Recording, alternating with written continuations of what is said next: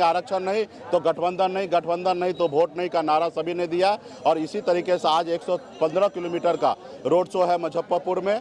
आने वाला समय में हक अधिकार के लिए लड़ाई लड़ेंगे, क्योंकि 2024 का चुनाव नज़दीक है और हमें यहाँ पे सीट मिले ना मिले, हमें आरक्षण चाहिए। सभी नेता को पहले ही हमने अपनी ताकत हमेशा दिखाया। जब कुरहनी में चुनाव हुआ या बोचा में चुनाव हुआ, एक निषाद का बेटा ने किसी अन्य पार्टी को वोट नहीं दिया। ये नमस्कार, आप देख रहे हैं लाइव बिहार। मैं हूं आपके साथ असलम अब्बास। वीआईपी सुप्रीमो मुकेश सहनी संकल्प यात्रा पर हैं। बिहार के कई जिलों में वो जाएंगे जहां लोकसभा चुनाव से पहले अपनी राजनीतिक ताकत को कैसे बनाना है, कैसे तैयार करना है, या कहें कि अपने कार्यकर्ताओं में कैसे जोश भरना है, इसको लेकर वो लगातार संवाद करेंगे, लगातार लोगों से बात करेंगे। इसी बीच मुजफ्फरपुर में अपने कार्यकर्ताओं से बात करते हुए संबोधन के बाद पत्रकारों से बात किया और कहा कि जिस तरीके से हमको यानी कि हमारे निषाद समाज को लोग अपने जो है बपौती समझ लिए हैं, लोग खरीदने और बेचने वाला सामान समझ लिए, लोग हमारे हक और अधिकार की बात नहीं करते, लोग हमको सिर्फ वोट और बैंक के रूप में देख रहे हैं। अब वो दौर ख़त्म हो गया है। हमारी अपनी राजनीतिक पहचान है, हमारी अपनी राजनीतिक वजूद है। हमने उपचुनाव में इसकी ताकत को दिखाया है और लोकसभा चुनाव में भी हम इसकी ताकत दिखाएंगे जब तक हमको आरक्षण का बात ना मिल जाए, या कहें कि आरक्षण देने की बात पर सहमति नहीं हो जाए, जिसके लिए लगातार हम संकल्प यात्रा पर हैं और संकल्प भी ले रहे हैं। गंगा जल से पीएम मोदी को वीडियो भी भेज रहे हैं। सुन लीजिए जरा मुकेश सहनी पूरे यात्रा के संबंधित बातों को लेकर, अपने निषाद आरक्षण को लेकर क्या कुछ बोल रहे हैं। संकल्प यात्रा पूरे बिहार के लिए निकला हुआ है। आज चौथा दिन है, मुजफ्फरपुर में है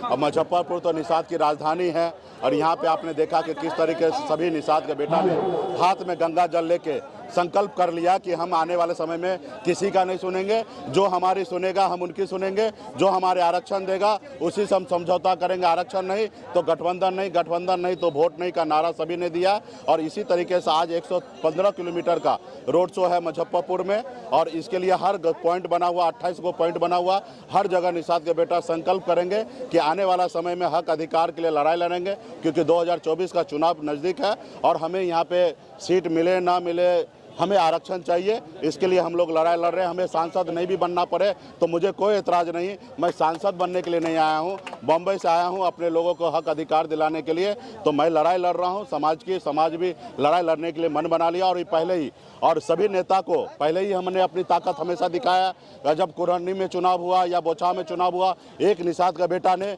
किसी अन्य पार्टी को वोट नहीं दिया। ये सभी शक्ति को दिखा दिया। लेकिन आज संकल्पित करा रहे, क्योंकि उन लोगों को भ्रम है कि चुनाव के समय में हम गुमराह कर लेंगे। ऐसे पहले उन्होंने हमारी शक्ति देखा है। अभी मैं वीडियो बना के माननीय प्रधानमंत्री जी को पूरे बिहार से हर रोज 2000-4000 वीडियो रोज बना के माननीय प्रधानमंत्री जी को भेजूंगा, ताकि वो देखेंगे और उनको एहसास हो जाएगा कि निषाद का बेटा अभी वोट बेचेगा नहीं, निषाद का बेटा गुमराह नहीं होगा। जो निषाद की बात करेगा, निषाद के हक देगा, उनको आरक्षण दिया जाएगा। वो हम लोग अभी नहीं सोच रहे। हम तो सोच रहे कि हम इतना मेहनत करें कि माननीय प्रधानमंत्री जी देख ले, समझ ले, वो हमें आरक्षण लागू कर दे। और आरक्षण लागू कर देंगे तो निश्चित तौर पे हम लोग मोदी जी को मदद करेंगे। अगर नहीं करेंगे तो निश्चित तौर पे हम उनको नुकसान देने के लिए जो रणनीति बन सकता वो रणनीति हम बनाएंगे।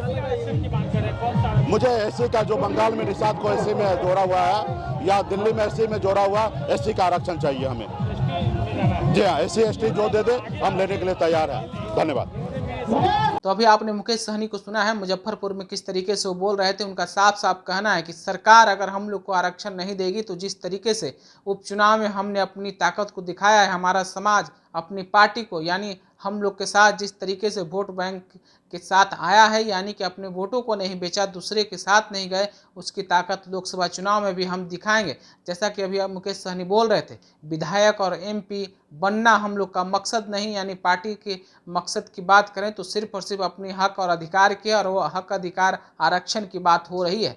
तो आपने भी सुना है मुकेश सहनी को किस तरीके से बोल रहे थे, खास करके मौजूदा सरकार बीजेपी के खिलाफ वो कितने हमलावर थे। आप खुद सुना है, आपने देखा भी है। आप अपनी राय क्या रखते हैं? क्या सचमुच में मुकेश सहनी अब 2024 लोकसभा चुनाव में महागठबंधन या एनडीए किसी भी गठबंधन का हिस्सा नहीं हो पाएंगे? क्या उनकी जो राजनीतिक बिसात है क्या लोकसभा चुनाव में नहीं दिख पाएगी, या फिर 2025 की चुनावी मुहिम में या चुनावी बिसात को तैयार किया जा रहा है आरक्षण के बहाने आप अपनी राय कमेंट के रूप में हमें जरूर बताइएगा। दूसरी खबर के लिए बने रहिए लाइव बिहार के साथ। आपका बहुत बहुत शुक्रिया। लाइव बिहार यूट्यूब पर सब्सक्राइब और फेसबुक पर लाइक जरूर करें।